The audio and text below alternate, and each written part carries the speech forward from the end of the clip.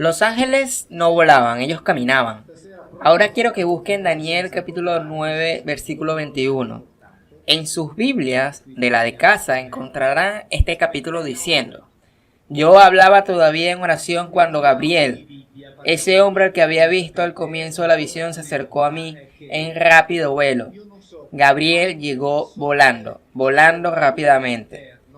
¿Saben lo que está escrito en hebreo? En el verbo, el participio y el sustantivo está escrito llegó cansado.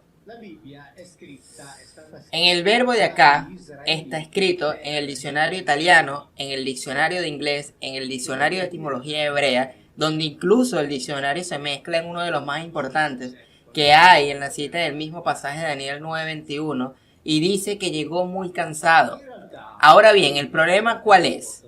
Que como Gabriel debe ser un ángel, cosa que no es, porque como lo dijo la última señora, el hombre que había visto, tanto es así que cuando Daniel ve a llegar a Gabriel, dice que ve llegar un individuo masculino, un hombre, porque los considerados ángeles bíblicos eran en realidad individuos de carne y hueso, se le podían ver.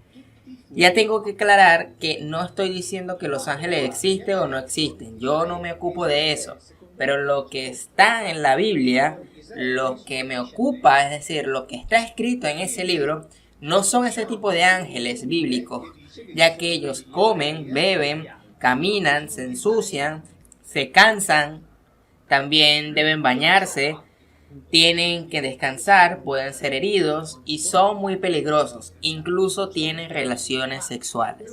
Y era mejor no encontrarse con un ángel, no encontrarse con un Gabriel. Y Gabriel era uno de ellos. Además de que Gabriel es una palabra que en hebreo no indica un nombre de una persona, indica una función, es decir, un grado de jerarquía militar de estos individuos. Y era uno que ejerce el poder, un Gabriel, por cuenta de él. Gabriel llega muy cansado, pero tenemos en las Biblias modernas con la palabra volando. Porque, claro, como debe ser un ángel, debe llegar volando, debe llegar repentinamente, de forma mágica, como se le describe en muchos pasajes a las cosas trascendentales y más allá de lo físico. Entonces, en el capítulo 6, versículo 21, podemos encontrar que el ángel, o este malak, que en realidad significa mensajero o enviado, le dice: quédate tranquilo que no morirás. Precisamente porque en general estos ángeles eran muy peligrosos. Eran muy peligrosos si se encontraban con ellos. Y del cual este enviado, este malak, este ángel, mal traducido ángel, le pide comida. Y se devuelve a casa, le prepara carne, regresa con carne y un caldo y lo deja sobre la piedra, sobre la mesa. Y entonces agarra un objeto que es mencionado como un bastón delgado, es decir, un objeto cilíndrico, lo apoya contra la carne y la carne se incendia. Ambos, la carne y el caldo. Después de lo cual podemos leer en el versículo 21 que el ángel del Señor tocó la carne y los panes ácimos con la punta del bastón que llevaba en la mano, y salió de la roca un fuego que los consumió. Enseguida el ángel del Señor desapareció de su vista. Reconoció entonces que era él el ángel del Señor y exclamó al aire: mi Señor, porque he visto cara a cara al ángel del Señor. Ok. Si nos damos cuenta, dice claramente que se desapareció de su vista. Y así podemos leer en muchas otras Biblias.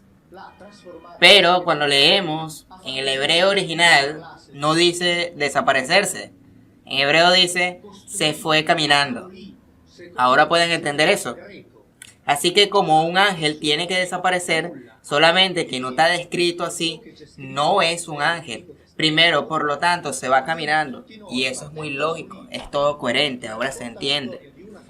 Pero como la traducción debe cumplir y debe apegarse a un lineamiento teológico, se entiende por tanto de que los ángeles deben desaparecerse, deben aparecer, deben volar, deben tener alas, deben tener poderes, deben tener todas las descripciones para que de alguna forma los ángeles sean algo que no esté relacionado con una forma humana. Pero esto en realidad sí está relacionado con forma humana si tenemos las reales traducciones. En el momento en que se establece que la Biblia debe hablar de un mundo espiritual, por lo tanto de un Dios omnipotente y todo lo demás, por lo tanto los ángeles, todo está presentado, todo está traducido en función a esa idea. Como digo a menudo, leemos las explicaciones nada más, sin leer la Biblia. Y las explicaciones están escritas como si la Biblia no hubiera sido escrita, como si no existiese. Porque en esa traducción, la de la Biblia que tenemos en la casa, no es que explica el cómo el ángel se ve. Inventan de que el ángel tiene que ser de una forma. Cuando en realidad en la Biblia, en la Real Biblia, en el hebreo, explican de que es un hombre masculino que camina, se llega cansado, necesita alimentarse. Es un ser humano normal, común y corriente. Y esto es así para todos, esto se aplica para todos. Lo que pasa es que desde el momento en que se establece como regla primera algo determinado, a partir de ahí debe de hacer coincidir todas las ideas subsiguientes dentro del texto.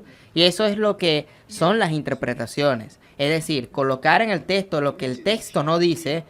Obviamente en ese capítulo se describe como bastón el instrumento que tiene este enviado, este malak.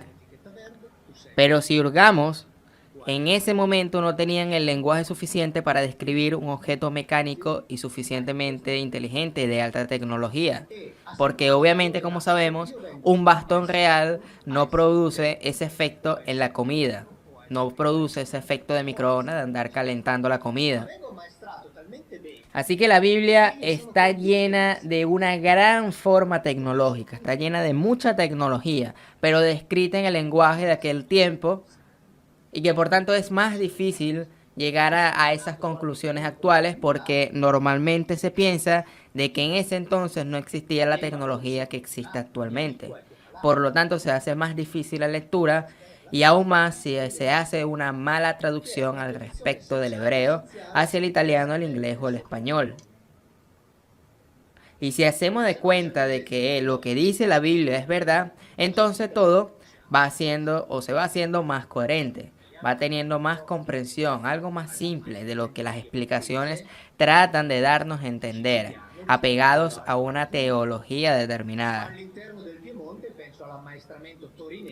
Y a partir de ahí se cree de que la Biblia es un libro santo, cuando en realidad esa Biblia no lo es, en el sentido que se le da de santidad, que es inefable, o que tiene la verdad absoluta sobre el mundo espiritual, divino y trascendente.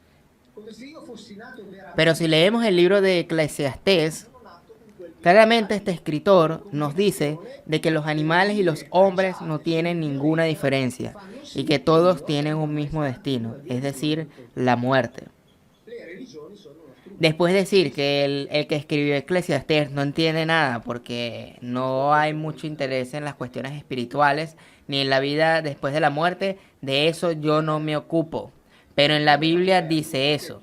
Y si es que la Biblia fue inspirada por Dios, entonces deben tener en cuenta lo que está escrito en la Biblia, en este caso lo que dice el escritor de Eclesiastés.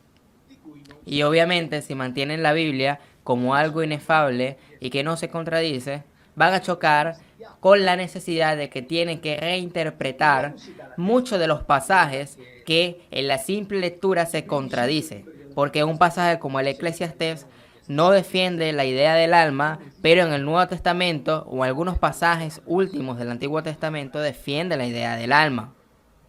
Por lo tanto, deben de interpretar según la concepción teológica de la iglesia o de la religión determinada de la cual pertenecen los feligreses. Porque si leemos en Eclesiastés claramente dice, los hombres y los animales tienen la misma suerte, como mueren unos también mueren los otros, todos tienen el mismo aliento vital y el hombre no es superior a las bestias, porque es todo vanidad. Yo no sé si esto es verdad o esto es mentira, pero esto es lo que está escrito aquí.